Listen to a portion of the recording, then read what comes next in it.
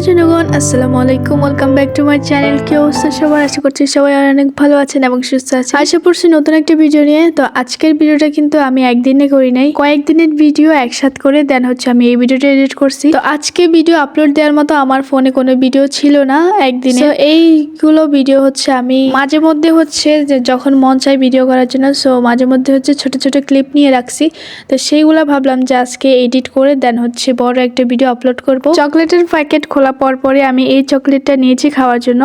মোটেও ভালো নাই এই চকলেটটা খাইতে। কাভার পেজ বেশ আকর্ষণীয় ছিল, বাট সে অনুযায়ী চকলেটটা মোটেও ভালো ছিল না। কিন্তু এই চকলেটগুলো খেতে অনেক মজা। ছোট হলেও কি হবে, খেতে কিন্তু অনেক মজা। এগুলো আমার ফেভারিট। আবির বলতেছে সে একাই এতগুলো চকলেট সে খাবে। যাই হোক, ছোট বড় সবারই এই চকলেটগুলো প্রিয় হওয়ার কথা, কারণ চকলেটগুলোই অনেক মজা। এরপর আমি হচ্ছে দুপুরবেলা ছাদে গিয়েছিলাম, আর যাওয়ার পর দেখছি যে সুন্দর নীল আকাশ, তার মধ্যে একটা সুন্দর একটা পাখি উঠতেছে। তাও এটা হচ্ছে ঈগল পাখি।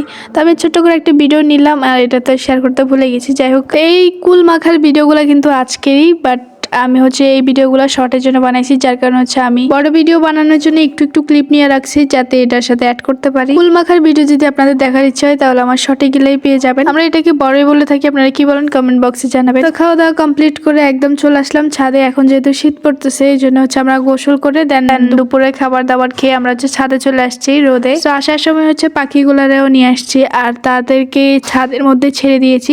তারা অনেক মানে মুক্ত এরকম অবস্থা, তাদেরকে দেখলে বোঝা যাচ্ছে। তো এই পাখিগুলো যখন আমরা পাইছি তখন অনেকটাই ছোট ছিল, অ্যান্ড তাদের বাসাটাও ভেঙে ফেলেছে কাঠবিড়ালি। সো এই কারণে হচ্ছে আর পাখিটাকে আর ছেড়ে দেওয়া হয় নাই, এখনো যেহেতু ছোট। সে এরা যখন হচ্ছে উঠতে পারবে তখন আমরা ছেড়ে দেবো এটাকে। আমাদের বাসায় প্রচুর পরিমাণ কাঠবিড়ালি হয়ে গেছে। আমাদের মানে হচ্ছে কোনো গাছেই নারকেল নাই, সবগুলো ওরা খেয়ে ফেলতেছে, এত পরিমাণ কাঠবিড়ালি হয়ে গেছে। সবচেয়ে বড় কথা হচ্ছে এই পাখিগুলোকে এখন ছাড়া অনেকটা রিস্ক, যার কারণে হচ্ছে এগুলোকে আমরা ছাড়তেছি না। এখনো পর্যন্ত নিজে নিজে খাইতে পারে না। সো যখন খাওয়া শিখবে তখন হচ্ছে আমরা ছেড়ে দেবো। আপাতত আমাদের কাছে থাক। আর আমি পাখি পালতে অনেক ভালোবাসি ছোটবেলা থেকে। ছাদে আসার সময় ওদেরকে নিয়ে আসছিলাম সাথে করে। তারপর হচ্ছে আম্মু ওদেরকে বাসায় যখন মানে রাখতে গেছিল তখন ওরা একদম উড়াল দিয়ে আমার কাছে চলে আসছে।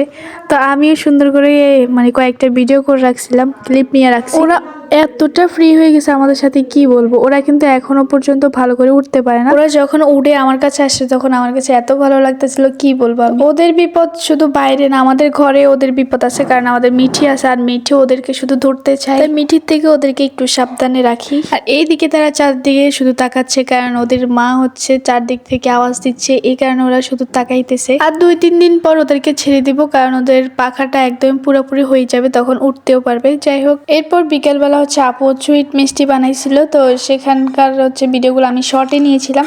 তো বড় ভিডিওর জন্য আমি কিছুটা রোটেট ভিডিও নিয়েছিলাম, কয়েকটা ক্লিপ নিয়েছিলাম, সেগুলো আজকের ভিডিওর সাথে অ্যাড করে দিয়েছি। যারা সুইট মিষ্টি ভিডিও দেখতেছেন তারা আমার শর্টে গেলেই পাবেন, শর্টে আমি দিয়ে দিয়েছি। তো এখানে 3 কালার মিষ্টি লাগবে, 2 কালার আমাদের অলরেডি হয়ে গেছে, আরেক কালার হচ্ছে পাতিলের মধ্যে আছে। সো 3 কালার হওয়ার পর হচ্ছে এগুলোকে আবার সিরাপের মধ্যে দেওয়া হবে কিছুক্ষণের জন্য। একটু বাদামি কালার আর হচ্ছে একটা হচ্ছে লাল, এই দুইটা হয়ে গেছে, আর শুধু কালোটা রয়ে গেছে। সো 3টা হওয়ার পর হচ্ছে এখন আমরা এটাকে চিনি সিরাপের মধ্যে দিয়ে দেব। প্রায় 10-15 মিনিট রাখবো, ফ্রিজের মধ্যে রাখবো, দেন হচ্ছে এটাকে নামিয়ে আমরা খাবো। প্রায় 1.5 ঘন্টা পর হচ্ছে আমাদের মিষ্টিগুলো একদমই হয়ে গেছে, আর এখন এটা খাওয়ার জন্য একদম পারফেক্ট। সো উপর দিয়ে শুধু এলাচি বাজতেছে, যেগুলো আমার একদমই মানে বিরক্তিকর লাগে। সো এখন হচ্ছে আমরা এই মিষ্টিটা খাবো অ্যান্ড টেস্ট করবো কেমন হয়েছে খেতে। দেখতে পুরো কালো জামের মতো লাগতেছে, বাট এটা হচ্ছে আসলে মিষ্টি। বাট আমার মানে হচ্ছে কপালটা এতই খারাপ যে উঠতেইছে না কোনোভাবে, মিষ্টিটা আমি উঠাইতেই পারতেছিলাম না চামিচের মধ্যে। কোনোভাবে উঠাইলাম, উঠানোর পর একটু টেস্ট করলাম, খেতে এত মজা হয়েছে কি বলবো।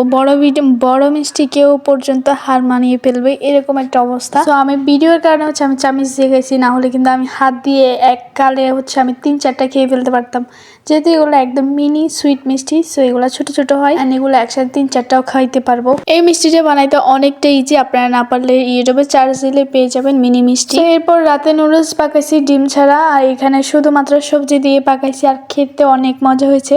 যদি আমি এইটার ভিডিও করি নাই, কারণ তখন আমার মন মানসিকতা ততটা ভালো ছিল না, ভিডিও করার কোনো মোডই ছিল না।